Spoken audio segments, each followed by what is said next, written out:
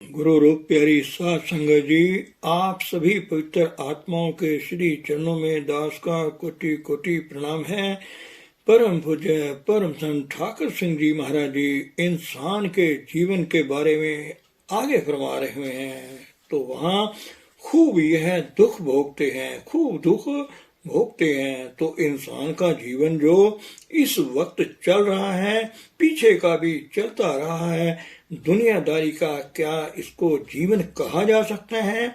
इसको जीवन नहीं कहा जा सकता। एक राजे का लड़का हो, वह मंगता बना पड़ा हो, वह पैसा पैसा मांगता हो, तो हम कहेंगे कि इससे तो बेहतर है, मौत ही बेहतर है।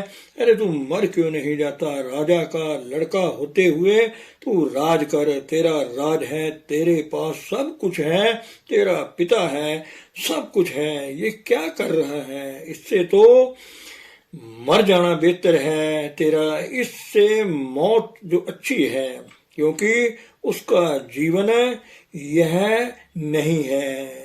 यह घटिया और बहुत दुखदायक जीवन जो है, दुखों से भरा पड़ा, ये नहीं है जीवन। और बड़ा ऊंचा जीवन, इससे भी ऊंचा जीवन इंसानों का भी है। इंसानों को आप जो यहाँ दिन रात कमाई करते हैं, फिर भी भूखे नंगे रहते हैं, और बीमारियां हैं, चिंता फिक्र है, झगड़े झंझट हैं, कारोबार करते करते हम हार गए, थक गए, बूढ़े हो गए, लेकिन हमारा रोटी का गुजारा अभी तक नहीं चल सका।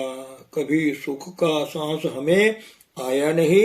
शायद बचपन में थोड़ा हो गया होगा, बचपन में जब माँ बाप के सुपुर्द थे, उस वक्त हमारा कुछ सुख हो गया, लेकिन जब हमारी अपनी जिम्मेदारी हो गई, हमारा अपना जीवन चल पड़ा, तो बोझ ही बोझ, बोझ ही बोझ लेकर चलते ही चले गए। अपना बोझ हो गया, लड़के लड़की की शादी हो गई, उसका बोझ हो गया, बाल बच्चे हो गए, उनका बोझ हो गया, पोते पोत्रियां हो गए, दोते दोतियां हो गए, उनका बोझ हो गया। आगे उसने और विवाह शादियां करनी हैं, किसी का मरना है, किसी का जन्मना है, वह भी बोझ हो गया। इंसान ऐसा बोझ के तले दब जाता है कि सब कुछ कहता हुआ भी यह बेचारा ऐसा हो जाता है, कुछ नहीं।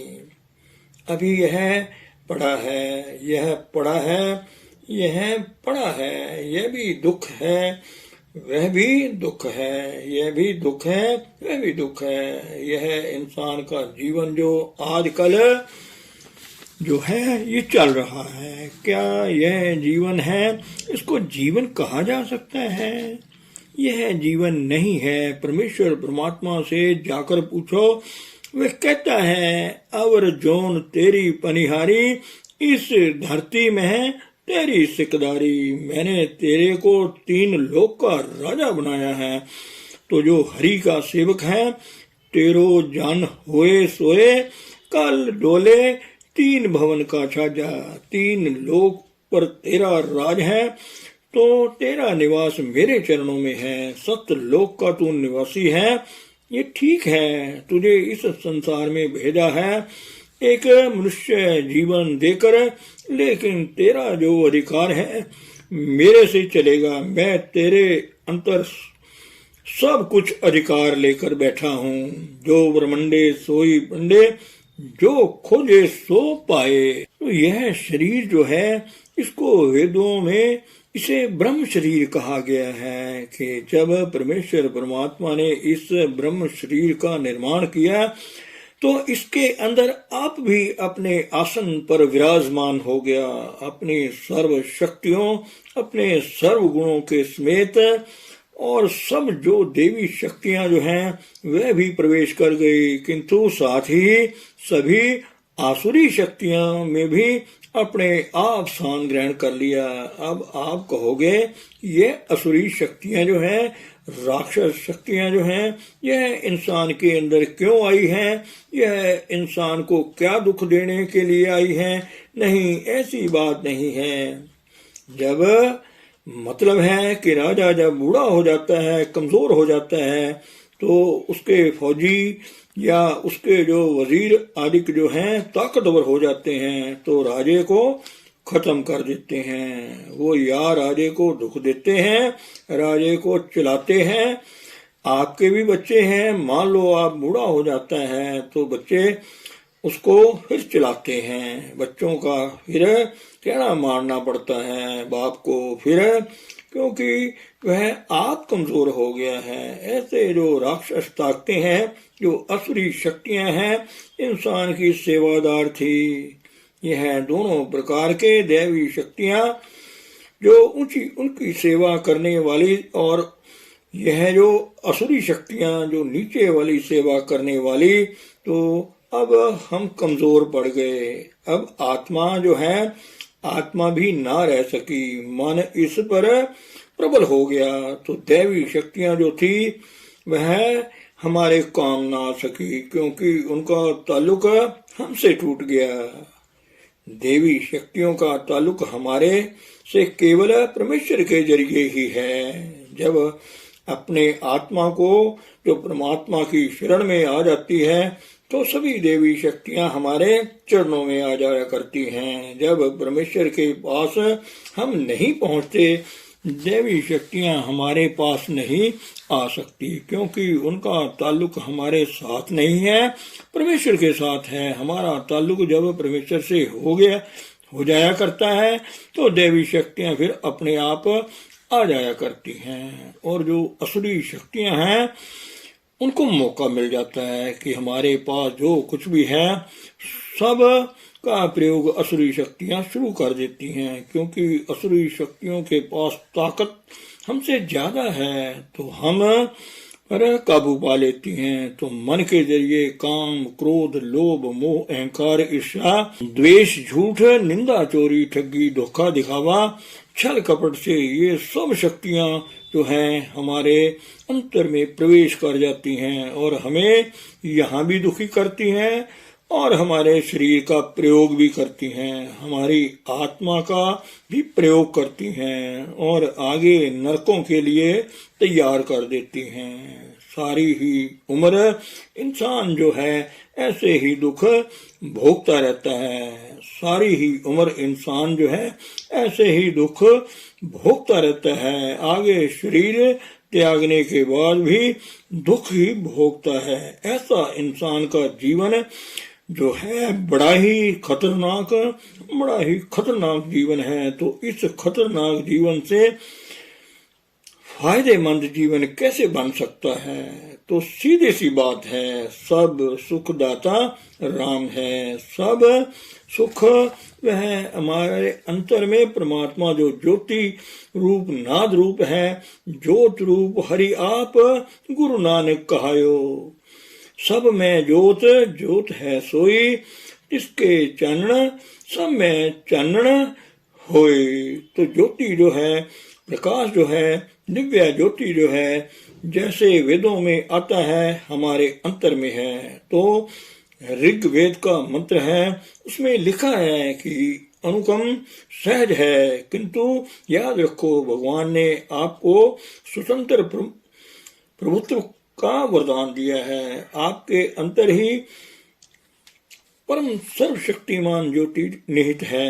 नई प्रतिभा है, नया निर्माण करते हैं। तो कहते हैं जैसे दुनिया में आम लोग गधे घोड़े चलते फिरते हैं, आम जानवर हमारा अपना खाना पीना खाते फिरते हैं, या फिर दुनियादार भी चलते फिरते हैं, ऐसा जीवन तो एक दूसरे की तरफ देखकर इंसान बना लेता है। लेकिन भगवान ने आपको स्वतंत्र प्रभुत्व का वरदान दिया है कि आपको ऐसी शक्ति दी है कि आप जो चाहो कर सकते हो। आप जो चाहो कर सकते हो।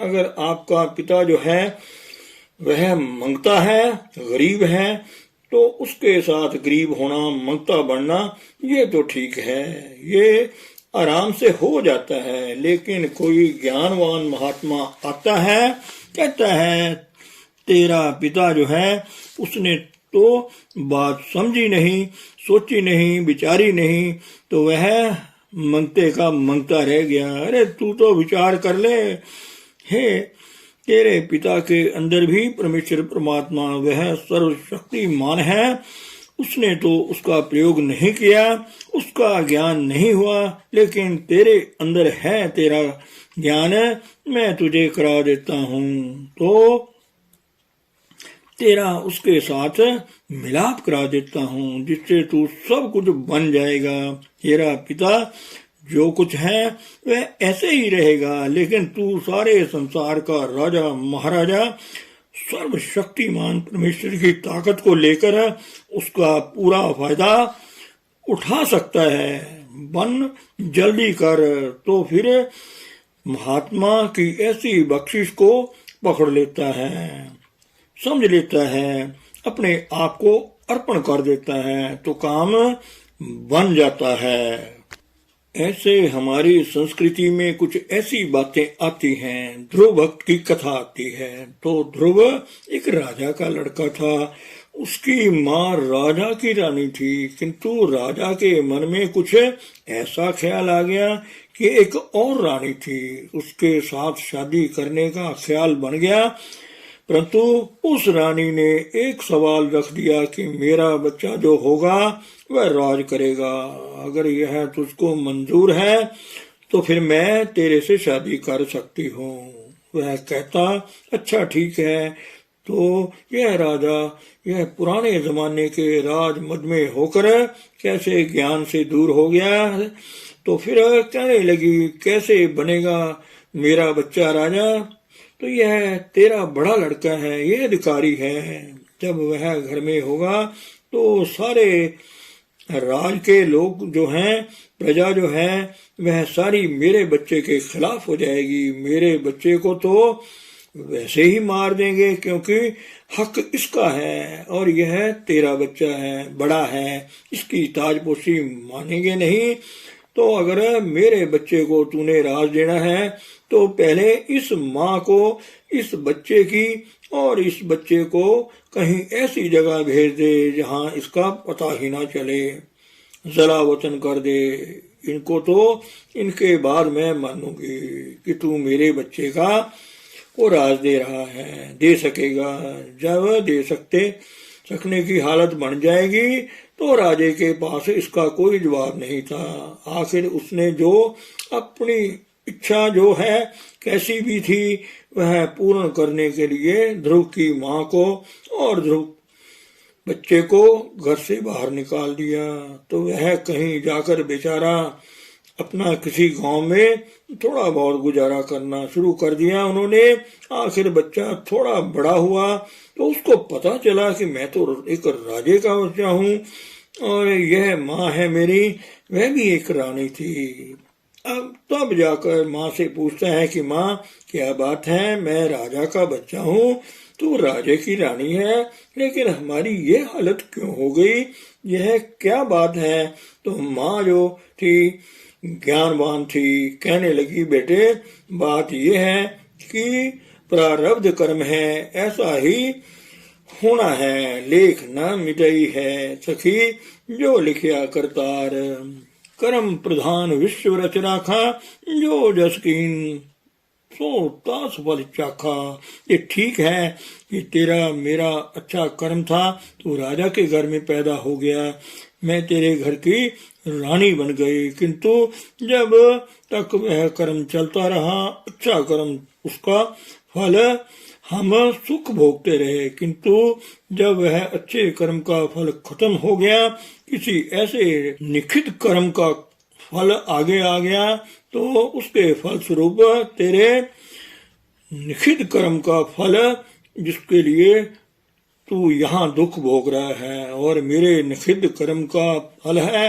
कि मैं भी तेरे साथ यहाँ हम दोनों दुख भोग रहे हैं। तो दे दोष न देऊ किसे दोष करता अपनिया, जो मैं किता सो मैं पाया दोष न दीजे अवर जना। धन सतगुरु धन गुरु प्यारी साथ संगत जी।